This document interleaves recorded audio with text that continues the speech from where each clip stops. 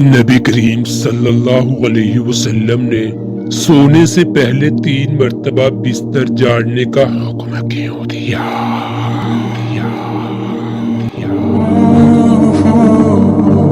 سائنسدانوں نے تحقیق کی تو نتائج نے سب کو دنگ کر دیا۔ ایسی بات کہہ دی کہ آپ بھی بے اختیار سبحان اللہ کہہ اٹھیں گے۔ اسلام ایک مکمل ضابطہ حیات ہے جس میں زندگی کے ہر پہلو سے متعلق رہنمائی موجود ہے، اور ہمارے پیارے نبی کریم صلی اللہ علیہ وسلم نے آج سے 1400 سال قبل جو سنت اختیار کی تھی اور ان پر عمل پیرا ہونے کا حکم دیا تھا، آج سائنس بھی ان احکامات کو درست تسلیم کر رہی ہے۔ پیارے نبی کریم صلی اللہ علیہ وسلم نے جہاں سونے سے قبل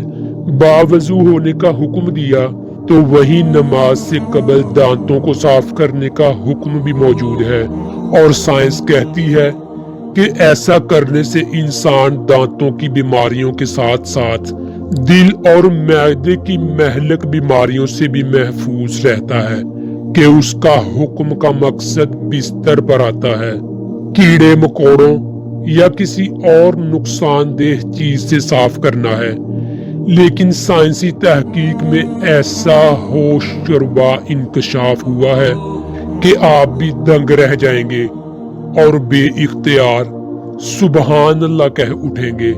کہ کس طرح نبی کریم صلی اللہ علیہ وسلم نے 100 سال پہلے ہی اپنی امت کو بچاؤ کی تدابیر بتا دی۔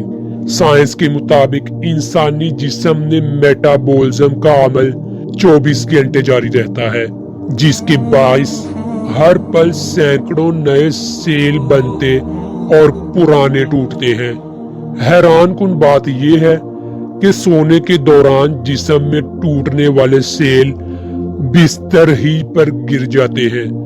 جو انتہائی چھوٹے ہونے کے سبب نظر نہیں آتے۔ اگر بستر کو بغیر جاڑے اس پر سونے کے لیے لیٹ جائیں تو یہ مردہ سیل جسم میں داخل ہو کر کئی مہلک بیماریوں کا سبب بنتے ہیں، اور سائنس نے بھی یہی ثابت کیا ہے کہ ان مردہ سیلوں کو صاف کرنے کے لیے بستر کو کم از کم 3 بار جھاڑنا لازمی ہوتا ہے، اور ایسا کرنے سے خطرہ ٹل جاتا ہے۔ نبی کریم صلی اللہ علیہ وسلم نے سوتے ہوئے دائیں کروٹ پر لیٹنے کا حکم بھی دیا ہے، اور اس زمن میں سائنس کا کہنا ہے کہ ایسا کرنے سے دل پر دباؤ بہت کم ہوتا ہے، جس کے باعث دل صحیح بہتر طریقے سے کام کرتا ہے، اور سونے کے دوران بھی پورے جسم کو خون کی سپلائی بہترین انداز میں ہوتی ہے، جبکہ دل کے دورے کے خطرات بھی کم ہو جاتے ہیں۔ اس کے علاوہ دائیں کروٹ پر سونے سے معدہ بھی اوپر کی جانب ہوتا ہے،